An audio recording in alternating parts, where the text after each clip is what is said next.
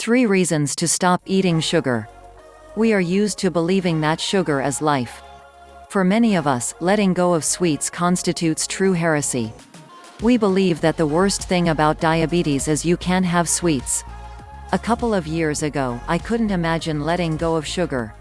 It was everything for me.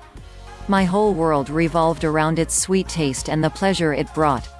I firmly believed that without sugar, life wouldn't be worth living. Later on, I realized something was wrong, that I was too dependent on sweets. I did some heavy research and stopped eating sugar for good. Here are the top reasons why. Addiction. Sugar is highly addictive.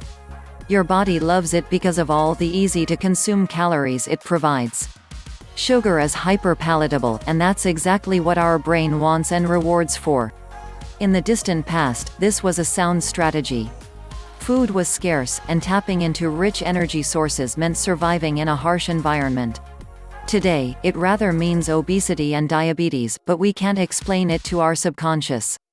In addition, the sweet taste is a sign of food you can safely eat, and we learn it since we're born thanks to our mother's breast milk. That's right, it's also a little sweet because of the lactose it contains. In short, sugar delivers a killer combo that's hard to resist, hooking you up once and for all. Obesity. Addiction is not the only danger of sugar. This substance is also responsible for the obesity epidemic we have on our hands. Did you know that by 2050, obese people will constitute the majority of the population? Well, sugar is responsible for it. It does so in a pretty complicated way. First, it makes your body more insulin resistant. This causes your pancreas to work harder and produce more insulin each time you eat, storing large parts of incoming calories in fat cells. Second, extra insulin blocks the hormone called leptin, which signals your brain you've eaten enough. This causes you to eat more because your body thinks it's starving. Note this is partially true because a serious chunk of your meal was just turned into fat.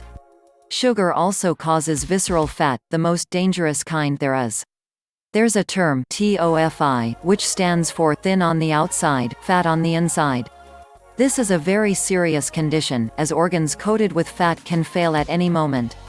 Diabetes and cancer. Finally, sugar leads to a deadly disease. The first one is diabetes. As you know, sugar causes your body to become more resistant to insulin. When you abuse sugar long enough, it becomes chronic. When this happens, your body loses the ability to process incoming food. Since most things you eat are converted to blood sugar before further processing, high insulin resistance means certain death. This is the point where people need insulin shots just to stay alive. The corporations tell us that diabetes is hereditary, and this is partly true. Type 1 diabetes is indeed caused by genes, but that's an absolute minority of cases. The majority is type 2, which can perfectly be acquired if you don't watch your sugar intake. The second threat associated with sugar is cancer. Numerous studies have shown that high levels of sugar can lead to the development of cancer cells. It makes perfect sense because sugar is a great nutrient. Having lots of it in your bloodstream gives your enemy the energy to survive and flourish. Think about it when you eat that extra chocolate bar. Do you really want to take a chance? Especially considering many other health problems that sugar causes directly or indirectly. I'm pretty sure that in the future we will discover more about the deadly effects of sugar on our health. What you should do right now is avoid sugar as much as possible because the corporations have turned it into a weapon against us. Avoid all sweet beverages, stay clear of processed foods as much as possible, and replace sweets with fruit. It'll be hard at first, but your body will thank you later.